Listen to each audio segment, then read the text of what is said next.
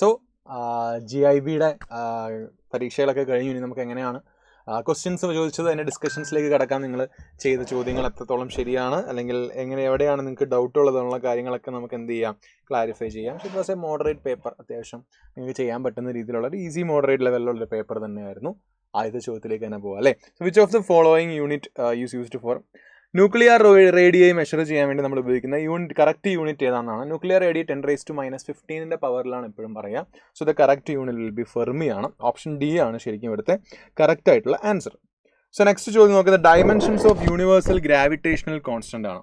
അപ്പോൾ അതിനുവേണ്ടി നമ്മൾ ഡിപ്പെൻഡ് ചെയ്യുന്ന ഇക്വേഷൻ ആണ് F = G(m1m2/r²). എനിക്ക് G വേണമെങ്കിൽ ഞാൻ എഴുതും FR²/m1m2 എന്ന് എഴുതും. or G = mL(T⁻²) L²/m² എന്ന് വരും. ഒരു എമ്മും ക്യാൻസൽ ആയാൽ m⁻⁻1. പെട്ടെന്ന് മനസ്സിലാക്കാൻ m⁻⁻1 ഉള്ള ഓപ്ഷൻ ഏതാണെന്ന് നോക്കിയാൽ മതി ശരിക്കും. എന്നാലും നമുക്ക് നോക്കാം. ഇവിടെ L³ വരും, T⁻² എന്ന് വരും. Option B is the right answer എന്ന് പറയാം. അടുത്ത same physical quantities expressed in 2 different units x1 x2. The corresponding numerical values of the quantity are n1 and n2. നമുക്കറിയാം 1 മീറ്റർ എന്ന് പറഞ്ഞാൽ 100 സെൻറ്റിമീറ്റർ എന്ന് കാണിക്കുകയാണെങ്കിൽ ഇവിടെ ഒരാൾ x1, ഒരാൾ x2, ഒരാൾ n1, ഒരാൾ n2 ആണെങ്കിൽ എനിക്ക് എഴുതാം n1 x1 = n2 x2 എന്ന് പറയാം. So option A is the right answer എന്ന് പറയാം. കിലോ വാട്ട് അവർ എന്ന് പറഞ്ഞാൽ ശരിക്കും പറഞ്ഞാൽ എനർജിയുടെ യൂണിറ്റ് ആണ്. കാരണം എന്ന് വെച്ചാൽ കിലോ വാട്ട് എന്ന് പറഞ്ഞാൽ പവർ ആണ്, ഹവർ എന്ന് പറഞ്ഞാൽ സെക്കൻഡ് അല്ലെങ്കിൽ സമയമാണ്. ശരിക്കും പവർ ഇൻറ്റു ടൈം എന്ന് പറഞ്ഞാൽ വർക്കാണ്, അല്ലെങ്കിൽ പവർ എന്ന് പറഞ്ഞാൽ വർക്ക് ബൈ ടൈം ആണ്. സോ വർക്കിൻ്റെ യൂണിറ്റും എനർജിയുടെ യൂണിറ്റൊക്കെ സെയിം ആണ്. ജൂൾ അല്ലെങ്കിൽ ഇലക്ട്രിക് എനർജിയാണ് ശരിക്കും കിലോ വാട്ട് അവർ എന്ന് പറയുന്നത്. So option A is the right answer എന്ന് എനിക്കിവിടെ പറയാൻ സാധിക്കും. പാരലാക്റ്റിക് സെക്കൻഡ് എന്ന് പറഞ്ഞാൽ പാർസെക് ആണ്. Parsec is a unit of length ആണ്. It one of the largest units of length എന്ന് എനിക്ക് ഇവിടെ പറയാൻ സാധിക്കും. അടുത്ത ഇയും ജിയും respectively denote energy and gravitational constant.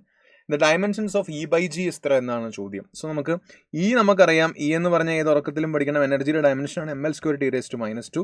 G നമ്മളിപ്പോൾ കണ്ടുപിടിച്ചു. വേണമെങ്കിൽ ഓർമ്മയില്ലെങ്കിൽ ഇങ്ങോട്ട് ഒന്നുകൂടെ മാറ്റി എഴുതാം. FR²/m1m2 വെച്ചാണ് G കണ്ടുപിടിക്കുക. സോ m എന്ന് പറഞ്ഞാൽ mL(T⁻² L²/m² എന്ന് വരും. എമ്മും ക്യാൻസൽ ആയാൽ m⁻⁻1 L³ T⁻². ഇനി എനിക്ക് E/G ആണ് എഴുതേണ്ടത്. സോ E/G എന്ന് പറയുമ്പം mL² T⁻² m⁻⁻1 L³ T⁻². മുകളിലേക്ക് പോകുമ്പോൾ അത് m² ആയി മാറും. L⁻⁻1 വരും. ടിയുടെ ടേമുകളെല്ലാം വെട്ടിപ്പോകും. So m² L⁻⁻1 T⁻² is the right answer.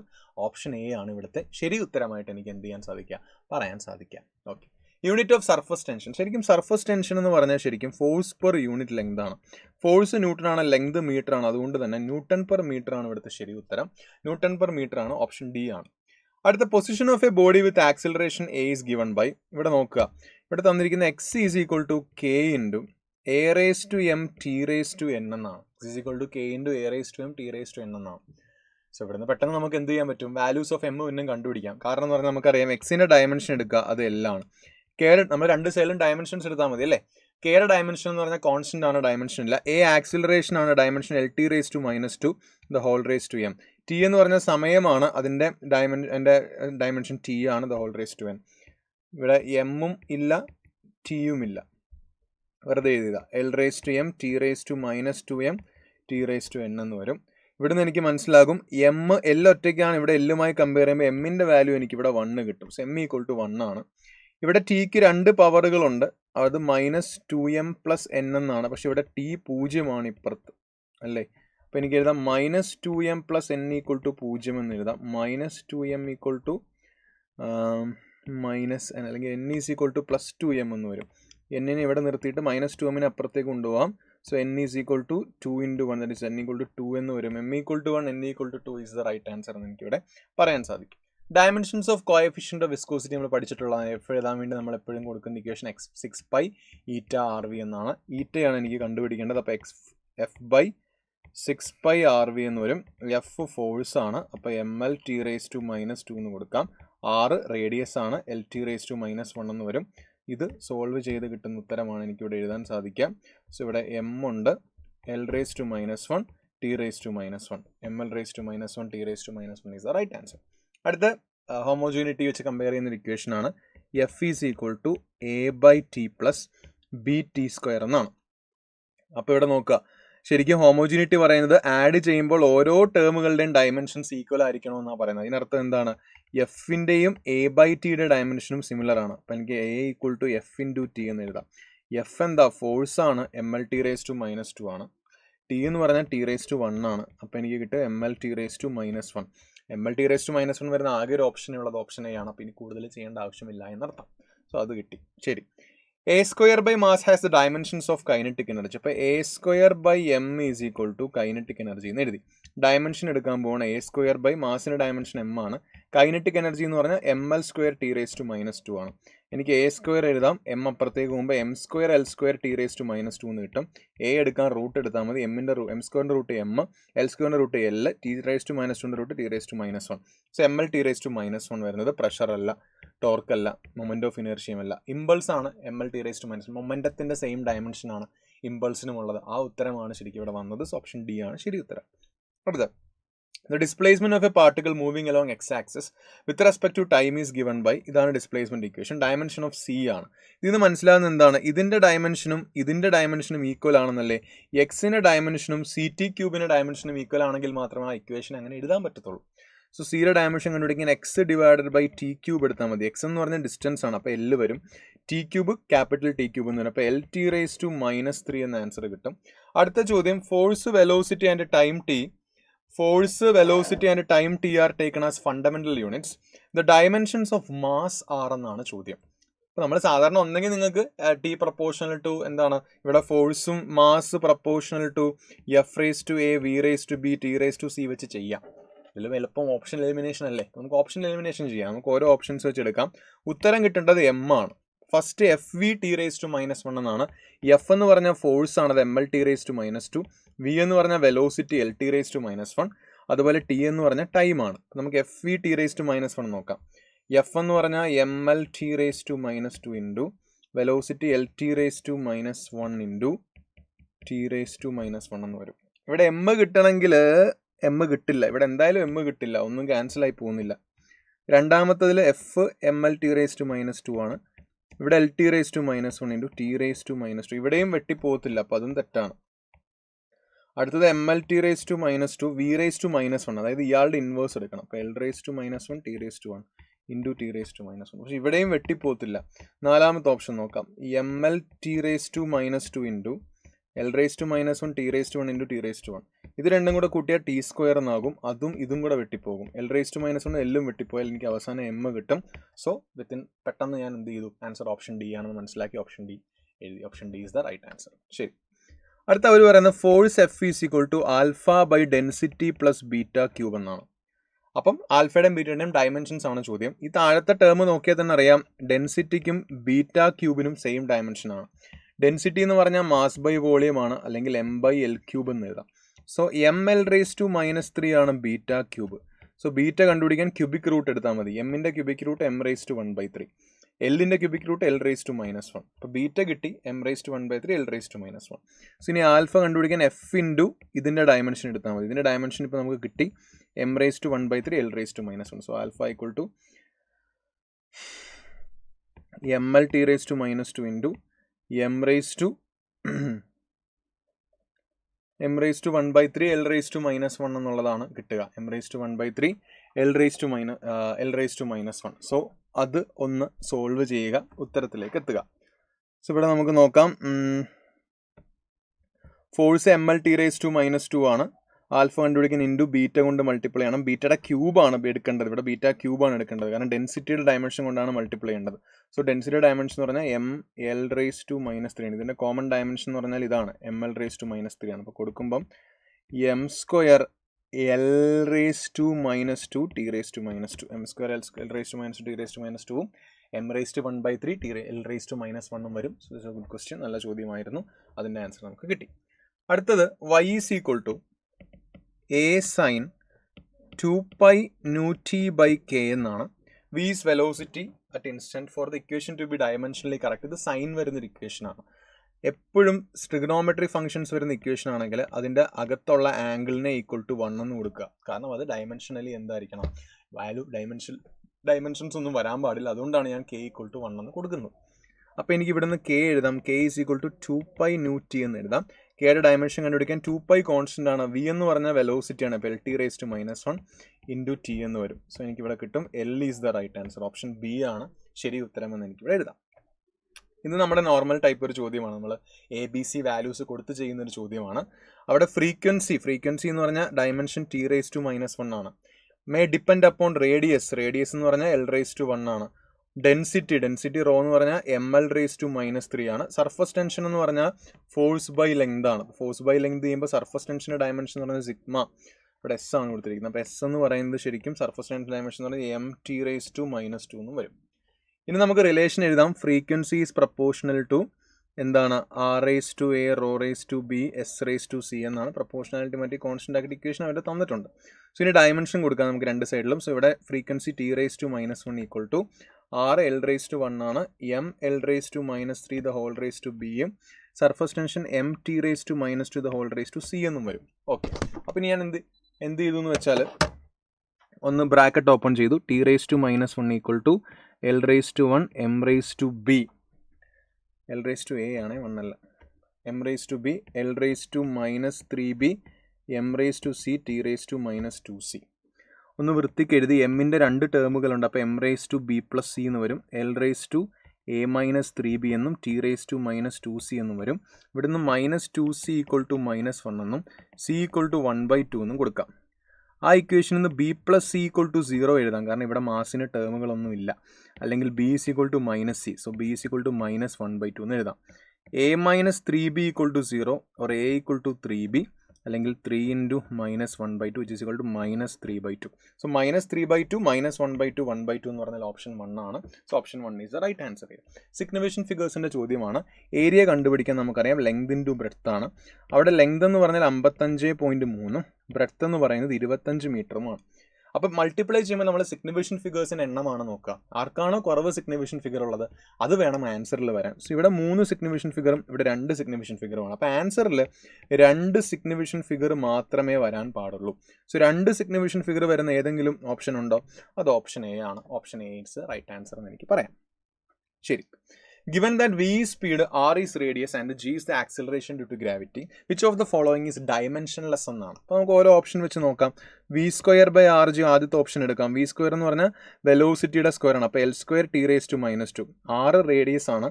ഇവിടെ LT⁻² എന്ന് വരും. ഒരെല്ലും വെട്ടിപ്പോയി T⁻². അപ്പോൾ തന്നെ എനിക്ക് ആൻസർ കിട്ടി. This quantity is dimensionless. Option A is the right answer എന്ന് എനിക്ക് പറയാം. അടുത്ത ചോദ്യം, dimensional formula of ML⁻⁻1 T⁻². Does not repair. ഇവിടെ സ്ട്രെയിൻ കണ്ടാൽ തന്നെ മനസ്സിലാകും. സ്ട്രെയിന് ഡയമെൻഷൻ ഇല്ല, റേഷ്യോ ആണ്. അപ്പോൾ സ്ട്രെയിൻ എന്തായാലും വരത്തില്ല. So that is the right answer. ഇൻറ്റൻസിറ്റിയുടെ ഡയമെൻഷൻ എന്തെന്നാണ് ചോദ്യം. നമുക്കറിയാം ഇൻറ്റൻസിറ്റി എന്ന് പറഞ്ഞാൽ energy per unit area per സമയമാണ് ചെയ്തിട്ടുള്ളതാണ് അല്ലേ. എനർജി എന്ന് പറഞ്ഞാൽ ML² T⁻² ആണ്. ഏരിയ എന്ന് പറഞ്ഞാൽ L²ഉം ഇത് T⁻1 വരും. സോ L² ക്യാൻസൽ ആയാൽ MT⁻³ എന്ന് വരും. MT⁻³ വരുന്നത് MT⁻³ ഓപ്ഷൻ എയിലാണ് വരിക. Option A is the right answer. അടുത്തത് നമ്മുടെ സെക്ഷൻ ബി ചോദ്യങ്ങളാണ്. നല്ല അത്യാവശ്യം സ്റ്റാൻഡേർഡ് ചോദ്യങ്ങളാണ്. ഇവിടെ നോക്കുക. Velocity of a body is 10 mm/നാനോസെക്കൻഡ് എന്നാണ്. ഇറ്റ് ഈസ് ഓൾസോ 3.6 × 10⁻⁶ km/h എന്നാണ്. അപ്പോൾ നമുക്ക് ഈ 10 mm/നാനോസെക്കൻഡ് നമുക്ക് km/h ഒന്ന് കൺവേർട്ട് ചെയ്യാം. അപ്പോൾ ആദ്യമേ മില്ലിമീറ്ററിനെ മീറ്റർ ആക്കണം, 10⁻³ കൊണ്ട് മൾട്ടിപ്ലൈ ചെയ്യാം. ആ മീറ്ററിനെ കിലോമീറ്റർ ആക്കണം, പിന്നെയും 10⁻³ കൊണ്ട് മൾട്ടിപ്ലൈ ചെയ്യാം. നാനോ സെക്കൻഡിനെ സെക്കൻഡ് ആക്കാം, അതിന് 10⁻⁻9. ഇനി സെക്കൻഡിനെ അവർ ആക്കണം. 1 മണിക്കൂർ എന്ന് പറഞ്ഞാൽ 3600 സെക്കൻഡാണ്. അപ്പം 1 സെക്കൻഡ് എന്ന് പറഞ്ഞാൽ 1/3600 ഹവർ എന്ന് വരും. ഞാൻ ആ യൂണിറ്റിലേക്ക് മാറ്റി എഴുതി. ഈ 3600 ഏറ്റവും മുകളിലേക്ക് പോകും. ഓക്കെ, മുകളിലൊരു 10 ഉണ്ട്. 10⁻⁻9 മുകളിലേക്ക് വരുമ്പോൾ +9 എന്നാകും. ഇവിടെ 10⁻⁻6 വരും. സോ 9 നിന്ന് 6 പോയാൽ 3 1 4 5 6 ദാറ്റ് ഈസ് ഈക്വൽ ടു 386 × 10⁻⁶ എന്ന് വരും. അല്ലെങ്കിൽ 3.6 × 10⁻⁷ എന്ന് എഴുതാം. 3.6ൻ്റെ എത്രയെന്നാണ് ചോദ്യം. അതുകൊണ്ട് ഇവിടുത്തെ എക്സിൻ്റെ വാല്യൂ എത്രയായിരിക്കും? എക്സിൻ്റെ വാല്യൂ 7 എന്ന് കിട്ടും. ശരി. The radius of the earth is 6400 km. The order of magnitude is 10⁻x meter. Find x എന്നാണ്. അപ്പം 6400 km എന്ന് പറഞ്ഞാൽ 6400 × 10⁻³ മീറ്റർ ആണ്. അല്ലെങ്കിൽ 64 × 10⁻³ 5 മീറ്ററാണ്, ഓർ 6.4 ഇൻറ്റു 10⁻6 മീറ്റർ എന്ന് എനിക്ക് എഴുതാം. 6.4 ഇൻറ്റു 10⁻6 മീറ്റർ എന്ന് എനിക്ക് എഴുതാം. ഓക്കെ അല്ലേ? ശരി. അപ്പോൾ ഇവിടെ എനിക്ക് 6.4 അതിൻ്റെ കൂടെ 10 കൊടുക്കുക, എന്നിട്ട് റീപ്ലേസ് ചെയ്ത് 10 എന്ന് എഴുതാം, ഇൻറ്റു 10⁻6. സോ 10⁻7 എന്ന് വരും അല്ലേ. സോ ഓർഡർ ഓഫ് മാഗ്നിറ്റ്യൂഡ് 7 ആണ്. എക്സിൻ്റെ വാല്യൂ 7 എന്ന് കിട്ടും. 1 nanometre is equal to 10⁻⁻6 metre. Find X എന്നാണ് ചോദ്യം. ഒരു നാനോമീറ്റർ 10⁻⁻6 മീറ്റർ ആണ്. നമുക്കറിയാം 1 നാനോമീറ്റർ ഈക്വൽ ടു 10⁻⁹ മീറ്റർ എന്നാണ്. അപ്പോൾ എക്സിൻ്റെ വാല്യൂ ഇവിടെ 9 എന്ന് എനിക്ക് കൊടുക്കാം. ശരി. The number of significant figures, ഇവിടുത്തെ സിഗ്നിഫിക്കൻറ്റ് ഫിഗേഴ്സിന് എണ്ണം 5 ആണ്. 10ൻ്റെ പവറിനെ എടുക്കാറില്ല. 100 watt bulb in CGS unit is 10⁻x erg/s. Find the value of X എന്നാണ്. അപ്പോൾ ഇവിടെ നോക്കി 100 വാട്ട് ബൾബ് എന്നാണ്. അപ്പോൾ 100 വാട്ട് എന്ന് പറഞ്ഞാൽ ജൂൾ/സെക്കൻഡ് ആണ്. ഇതിന് എർഗിലേക്ക് മാറ്റിയ 100 ഇൻറ്റു 1 ജൂൾ എന്ന് പറഞ്ഞാൽ 10⁻7 എർഗ് ആണ് പെർ സെക്കൻഡ് എന്നാകും. സോ അവിടുത്തെ വാല്യൂ എത്രയാണെന്ന് പറഞ്ഞ്, എക്സിൻ്റെ വാല്യൂ 10⁻9 erg/s എന്ന് വരും. എന്ന് വെച്ചാൽ x ഈസ് ഈക്വൽ ടു 9 എന്ന് വരും. x is equal to 9.